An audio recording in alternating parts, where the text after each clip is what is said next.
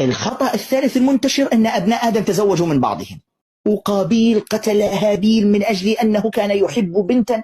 وين هذا؟ أشياء لا وجود لها لا في القرآن ولا في سنة النبي صلى الله عليه وسلم، منتشرة بين الناس. عد عندك. أول خطأ منتشر بين الناس أننا نحن موجودون في الأرض لأن آدم أخطأ، وهذا ليس موجودا لا في القرآن ولا في السنة، بل الموجود العكس، أن الله عز وجل خلق الإنسان خليفة في الأرض، هو أصلا مخلوق للأرض، مكلف للاختبار في الأرض. تمام؟ هذا واحد. الخطأ الثاني المنتشر بين الناس أن المرأة هي سبب وجود آدم ووجود الإنسان في الأرض، لأن المرأة هي اللي وسوست لآدم ليأكل من الشجرة. كذب، لا وجود لهذا لا في القرآن ولا في السنة. وين موجود هذا؟ موجود في كتب اليهود والنصارى، لأن قصة آدم في كتب اليهود والنصارى تختلف عما هي موجودة في القرآن.